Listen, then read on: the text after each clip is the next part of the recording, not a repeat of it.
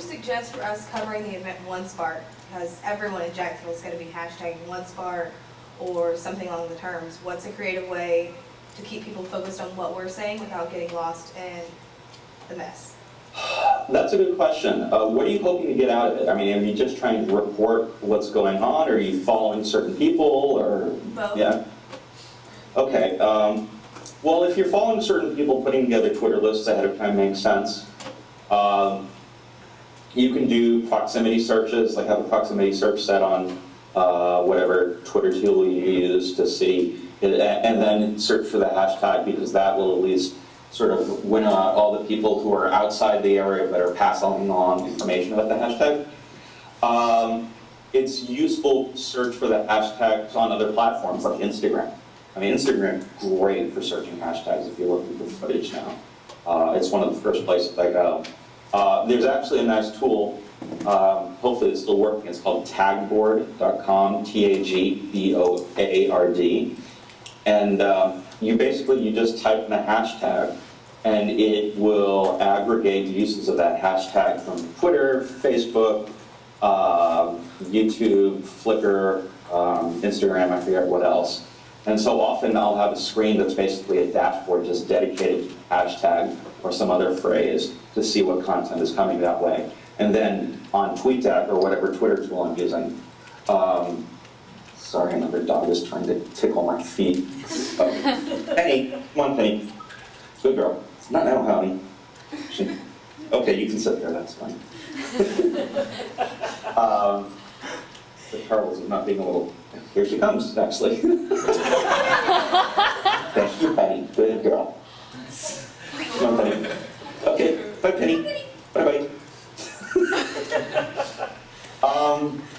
Yeah, so what were we talking about?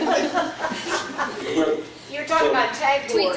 Yeah, Tagboard. And so, even though hashtags can be a real mess when it comes to just keeping up the flow of text on Twitter, using a hashtag to find footage can be a good way to go using tools like Tagboard. And then meanwhile, you can search for other phrases on Twitter. So if there's like a very specific location where something's taking place, search for landmarks, search for intersections, search for names of people that are going to be there, for any type of event. Yeah, it's something associated with it.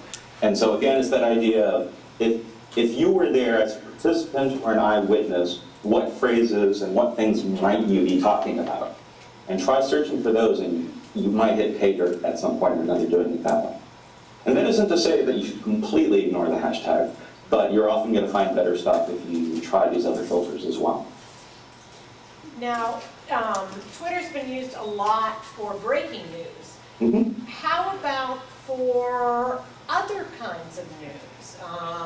Feature stories, otherwise? Well, how can it be used as far as that? Well, that still happens as well. People will use Twitter to share links to feature stories and to talk about them and the like. But it's very much an after-the-fact discussion. Unless you're a journalist and you go on Twitter and say, hey, I'm working on this longer feature story and I'm looking for subject matter experts that know X, Y, Z. I mean, that's really how I would use it. And, basically, if you boil it all down, when it comes to journalism, Twitter's really good at a couple different things. It's really good helping you cover stories when you have a critical mass of eyewitnesses or a critical mass of subject matter experts. And so if you look at my version of TweetDeck, you occasionally see me setting up searches specifically related to a breaking news event happening at that very moment. But then meanwhile, I'm going to still have other columns of people who specialize in foreign policy, national security, Egypt, Libya, whatever it happens to be. And so, whether it's covering a breaking news story or working on something longer term, paying attention to Twitter and conversing with people can help inform your work. I'm not really familiar with the proximity searches. Could you just talk more about that? Yeah, sure. So, at the top, when you go to twitter.com, at the top of the page where the little search box is, right next to it there's a button that says Advanced Search. Click on that, and do your search in that for whatever phrase you're looking for. But at the very bottom of the list of ways you can search, it'll say find tweets near : and so you put in, Jacksonville, Florida, Washington, D.C., whatever it happens to be, and then you specify a radius. And any Twitter accounts that have been geotagged in one way or another, it will focus on those tweets. And especially in the case of like the Boston bombing, that was really important to figure out who was actually there and who wasn't. So we were basically doing a 5-mile radius around that particular zip code, that intersection on Beacon Street. And so at least we knew that these weren't people in California tweeting about something they just saw on TV. Now, how narrow can you get with that proximity search? I mean, what about an intersection? I need to look it up, but if you put in, there's a way of putting in latitude and longitude. So if you go to Google Maps and you find the lat long of a certain place, you can search around that. But even in those cases, depending on people how their Twitter account set up, if they just say, if their account says that they live in Washington, D.C., it may or may not show up in there. If a person happens to be tweeting in that space and they geotag that tweet, it should get picked up. And so usually if you try to do a proximity search that's less than 1 mile around, you're going to be hard-pressed to find what you're looking for. Often having it set for 5 or 10 miles makes more sense because people move around. People are coming and going from where something has just happened, or they've just spoken with someone who's on the scene.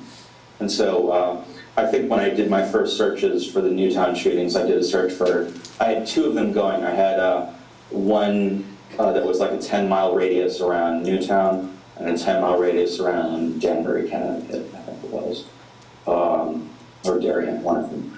But so it can be really helpful to kind of separate the wheat from the chaff. So you were so consumed with the Arab Spring, like your whole life was consumed by it, and you're basically like an expert. So would you?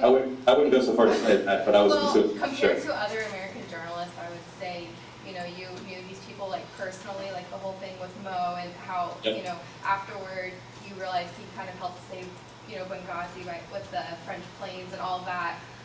So you told the stories, or you saw the stories really at a really small scale, like a really personal scale. So what did you think about other journalism covering the same events? Do you think that they got it, or did you see like any really bad journalism?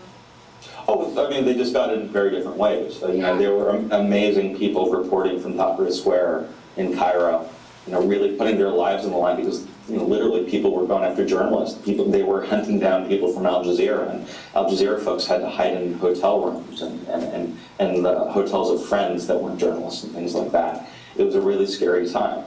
But when you're on the ground, you can capture how visceral things are, because they're smelling and tasting the tear gas, they're hearing the explosions, they're smelling the iron and the blood that's been spilled around them. It's all the horrible stuff that happens in a really dangerous breaking news story. They're going to be able to express it in a way that I really can't from doing it several thousand miles away.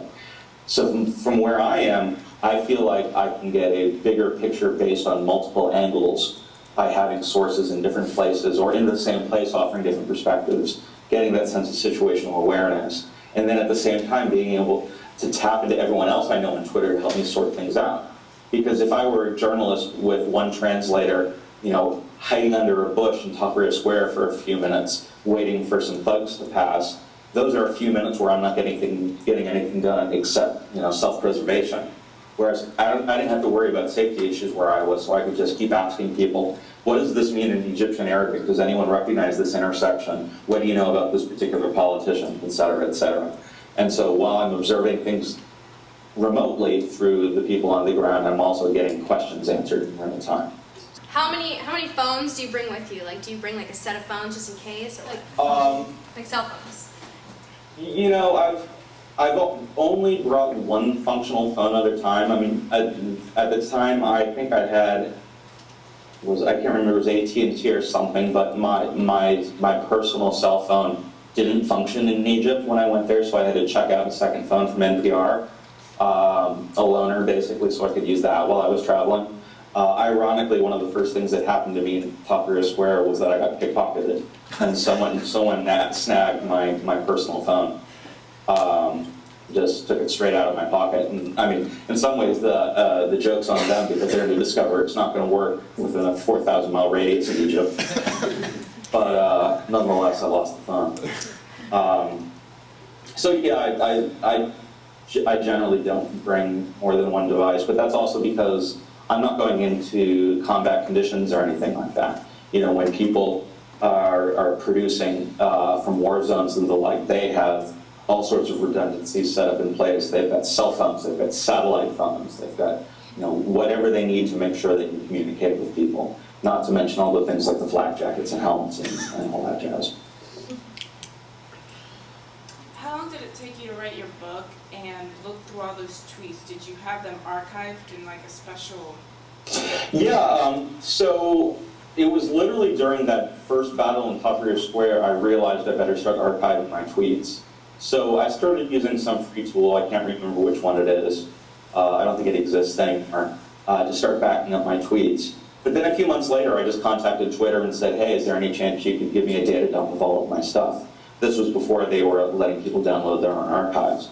And after a few months they were able to send me a CD that had my entire archive of almost 100,000 tweets at that point, going back to 2007. So that gave me a lead start over anyone else who wanted to use Twitter in reporting and writing the book, since I was the only person who had a copy of their archive. I wrote the book over the course of about, it was 15 or 16 months.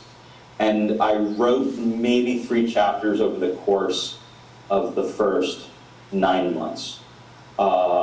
So like Battle for Tahrir Square and the Gay Girl in Damascus chapter, those were the first ones I wrote. And I actually wrote them using Storify. They were actually online essays that I just started with before I even realized I was going to write a book about all this stuff.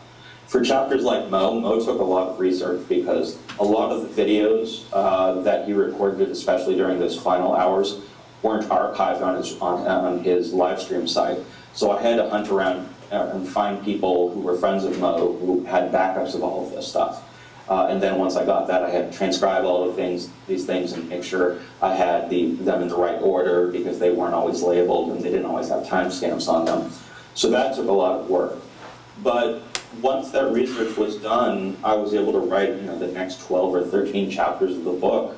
I was writing 1 or 2 chapters a week quite easily. And it just cranked out from there. Because by that point I knew exactly what I wanted to say, I knew what the stories were, and the research was done. So I just had to get it out of my system as fast as I could type it.